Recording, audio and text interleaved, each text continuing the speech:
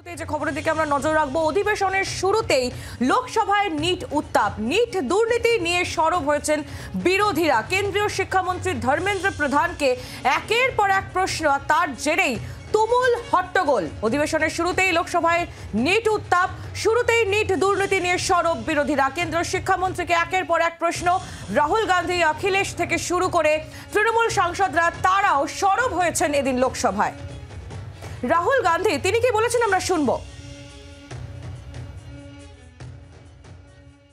Now the minister has blamed everybody except himself. That is why we are asking some very simple questions to honorable minister. Number one, as this is a systemic issue, what exactly are you doing to fix this issue at a systemic level? Yes. That's the first question. Now, the minister has blamed every. Akhilesh Yadav তিনি কি বলেছেন এই নিয়ে? সংসদের ভেতরে যথেষ্ট উত্তাপ পরিস্থিতি তৈরি হয়, উত্তপ্ত পরিস্থিতি তৈরি হয় এবং পদত্যাগও চান তিনি কেন্দ্রীয় শিক্ষামন্ত্রী। কি বলেছেন অখিলেশ যাদব, শুনুন। ये सरकार किसी और का रिकॉर्ड बनाए ना बनाए, लेकिन पेपर लीक का रिकॉर्ड जरूर ये सरकार बनाएगी।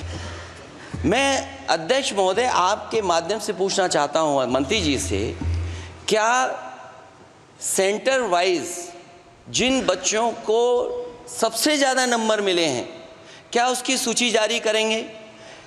30,000 सीटें जहाँ हैं, कई सेंटर अध्यक्ष महोदय ऐसे हैं जहाँ 2,000 2,500 बच्चे पास हो गए हैं।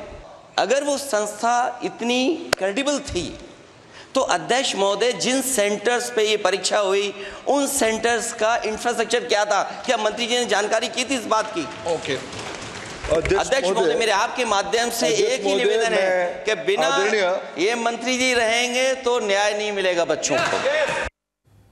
আপনারা শুনলেন না, সরাসরি ইস্তফার দাবি করা হচ্ছে।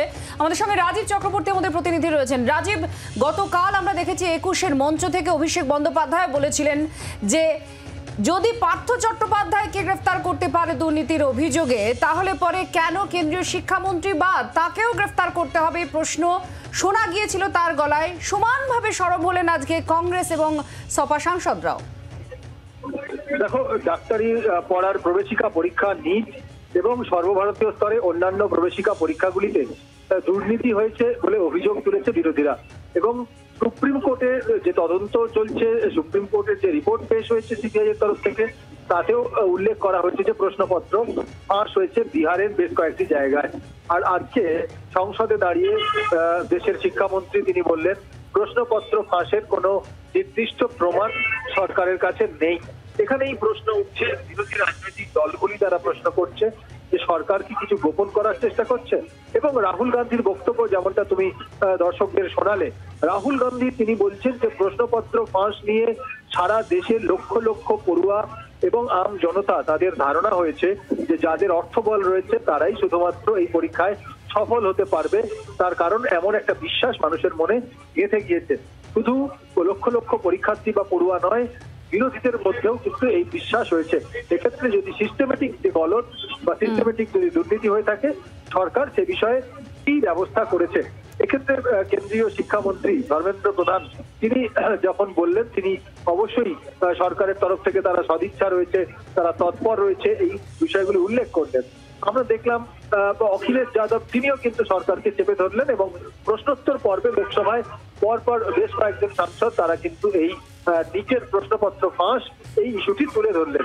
বোঝাই যাচ্ছে যে আগামী যে কয়েকদিন এই বাজেট অধিবেশন চলবে, সেই বাজেট অধিবেশনের নিট একটি বড় ইস্যু হয়েই কিন্তু থাকছে, যার সুরটা বলা যেতে পারে আজকে বাঁধা হয়ে গেল একেবারে বাজেট অধিবেশনের প্রথম দিনেই।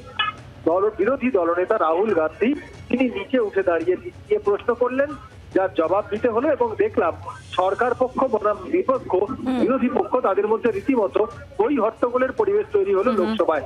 এই আবহ চলতে থাকবে বলেই কিন্তু রাজনৈতিক মহলের একাংশ মনে করছে। রাজীব, ধন্যবাদ। রাজীব চক্রবর্তী আমাদের প্রতিনিধি ছিলেন আমাদের সঙ্গে টেলিফোন লাইনে। আর শুধুমাত্র সংসদের ভেতরে নয়, সংসদের বাইরেও নিট দুর্নীতি নিয়ে সরব হয়েছেন রাহুল গান্ধী। কি বলেছেন তিনি, শোনাবো আপনাদের। मंत्री जी को रिस्पांस देना चाहिए मंत्री जी ने सुप्रीम कोर्ट की बात करी, प्रधानमंत्री की बात करी, मगर मंत्री जी को शायद ये बातें समझ नहीं आ रही हैं और वो ये नहीं बता पा रहे हैं कि वो इसके बारे में क्या कर रहे हैं। और सवाल का जवाब नहीं दिया। अभी मेरा भैया अभी मेरा नीट पे फोकस है, क्योंकि ये बहुत ज़रूरी मुद्दा है युवाओं के लिए और उनको काफ़ी मुश्किल हो रही है। हमने कहा था कि इस पे डिस्कशन होना चाहिए, बट सरकार इंटरेस्टेड नहीं है, मगर हम इस मुद्दे को उठाते रहेंगे और सरकार पे दबाव डालते रहेंगे। Thank you very much. Lok Sabha বিরোধী দলনেতা তিনি একদম পরিষ্কার বলছেন যে সরকারের উপরে চাপ বাড়াতেই হবে। এদিকে তৃণমূলের তরফ থেকেও এই নিয়ে সরব হয়েছেন তৃণমূল অনেক আগে থেকেই। কুণাল ঘোষের একটি এক্স হ্যান্ডেলে পোস্ট সামনে এসেছে, সেখানেই তিনি লিখছেন এ তো ঘোড়ায় হাসবে, কারণ সুপ্রিম কোর্ট বলে দিয়েছে যে দুর্নীতি হয়েছে।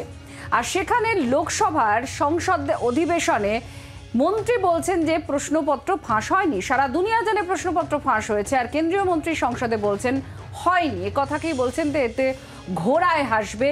কেন্দ্রীয় মন্ত্রী জানেন তিনি কি বলছেন। এই প্রশ্ন কুণাল ঘোষের, একেবারে কটাক্ষ কুণাল ঘোষের এই পোস্টে। গতকাল অভিষেক বন্দ্যোপাধ্যায় কি বলেছেন 21-এর মঞ্চ থেকে, ঠিক এই নিয়েই শোনাবো আপনাদের। বছর পরে 21শে জুলাই 2022 সালে 21শে জুলাই যেদিন হয়েছিল তার পরের দিন পার্থ চ্যাটার্জির বাড়িতে ইডি রেড করে তাকে গ্রেপ্তার করে। যদি কেউ দোষ করে তার বিরুদ্ধে ব্যবস্থা হোক। আমরা কোনো দোষকে, কোনো অন্যায়কে প্রশ্রয় দিই না। তথাকথিত এসএসসি বা টেট কেলেঙ্কারির নাম করে যদি পার্থ চ্যাটার্জির বাড়িতে রেড করে ইডি তাকে গ্রেপ্তার করে, তাহলে স্বাধীন ভারতবর্ষের সর্ববৃহৎ কেলেঙ্কারি নিট কেলেঙ্কারি, সেই নিট কেলেঙ্কারিতে প্রশ্নপত্র ফাঁস হওয়ার কারণে ইডি কেন ধর্মেন্দ্র প্রধানের বাড়িতে রেড করে তাকে অ্যারেস্ট করবে না? বাংলার আওয়াজ, বাঙালির আবেগ, জি 24 ঘন্টা।